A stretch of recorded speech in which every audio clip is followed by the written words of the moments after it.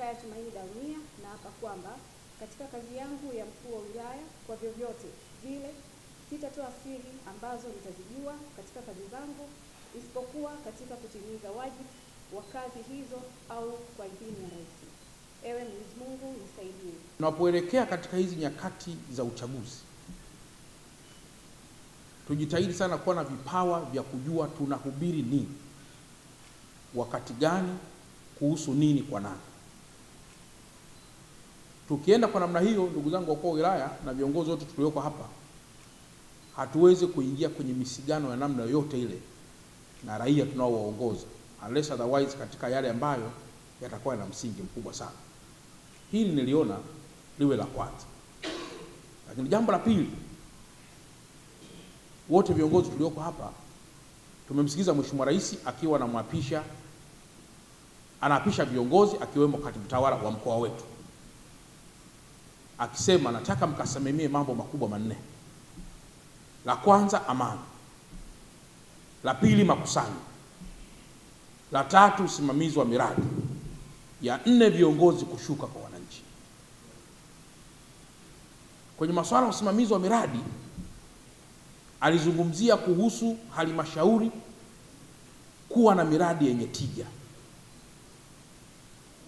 na akazungumzia halmashauri kuwa na miradi ambayo inaweza kuwa inagusa wananchi moja kwa moja.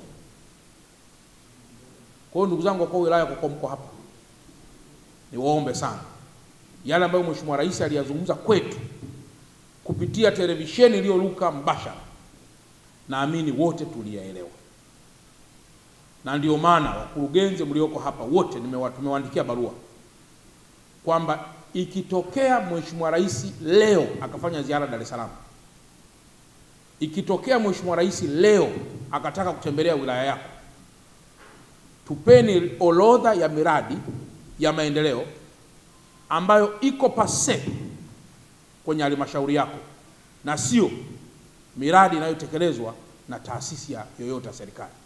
Tunataka ile tu ambayo iko chini ya mfuko wa mkurugenzi. Halafu DAWASA naye ameandikiwa barua, TANESCO naye kaandikiwa barua, TARURA naye kaandikiwa barua, nani naye kaandikiwa barua. Lengo ni kwamba mkikaa wenyewe wakurugenzi mkatathmini vizuri, mnaweza sasa mkajiona kwamba mna miradi au hamna miradi. Ninamshukuru sana kwa dhati ya moyo wangu Rais wa Jamhuri ya Muungano wa Tanzania Dr. Samia Suluhu Hassan kwa kuniamini na kunipa fursa na kunipandisha ngazi kutoka kwa katibu tawala wa wilaya na kuwa mkuu wa wilaya ya Kigamboni. Nafasi hii ni nafasi ya kipekee, nami nitumie nafasi hii kuahidi kuchapa kazi, lakini pia kushirikiana na viongozi wenzangu wa chama na serikali katika wilaya ya Kigamboni.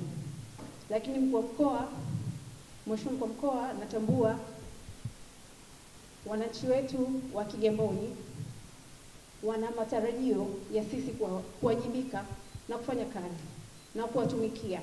Kwa hivyo nitakwenda kushirikiana na wenzangu kuhakikisha kwamba tunasimamia shughuli zote za serikali ndani ya wilaya ya Kigamboni kwa kusikiliza na kutatua changamoto za wananchi, kukusanya mapato, kusimamia masuala ya usafi na shughuli zingine za msingi ambazo Mheshimiwa mkuu wa mkoa nitakapoanza majukumu yangu nitaweza kushirikiana na wenzangu ili kuweza kutoa vipaumbele vyetu.